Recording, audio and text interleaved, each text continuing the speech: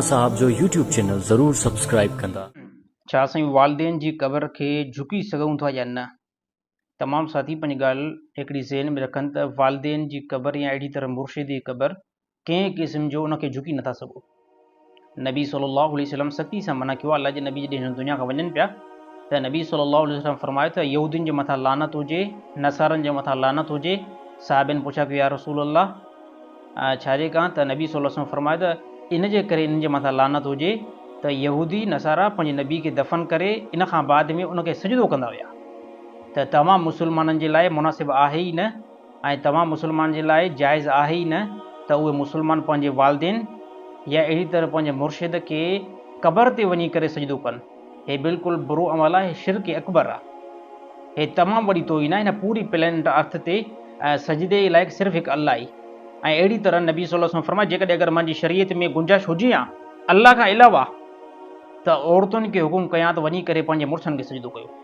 त साईं कंहिं क़िस्म जो जाइज़ न आहे। वालदेन सां केतिरी बि मोहबत हुजे, केतिरो बि अदब हुजे, पर उनजी क़बर खे जेको आहे सजदो न कयो वेंदो। अहिड़ी तरह मुर्शिद सां केतिरी बि मोहबत हुजे, मुर्शिद क़ाबिल एतिराम आहे, पर मुर्शिद जी क़बर ते वञी करे कंहिं क़िस्म जो जेको आहे सजदो कयो वञे, हे नाजाइज़ ऐं हराम अमल आहे। मां दलील हिकिड़ो पेश कंदुमि। ॾिसो, नबी सल्लल्लाहु अलैहि वसल्लम खां वधीक हिन पूरी प्लेनेट अर्थ ते कोई बि फज़ीलत वारो न आहे। नबी सल्लल्लाहु अलैहि वसल्लम जीअं हिन दुनिया खां विया ऐं साहिबिन हिकिड़ी रिवायत बि नथी मिले त साहिबिन वञी करे नबी सल्लल्लाहु अलैहि वसल्लम जे रोज़े ते वञी करे झुकिया हुजनि ऐं सजदो कयो हुजे। छाजे करे? नबी सल्लल्लाहु अलैहि वसल्लम साहिबिन जो यकीन ऐं ईमान इहो ई बणायो त हिन पूरी काइनात में सजदो सिर्फ़ु अल्लाह खे कयो वेंदो।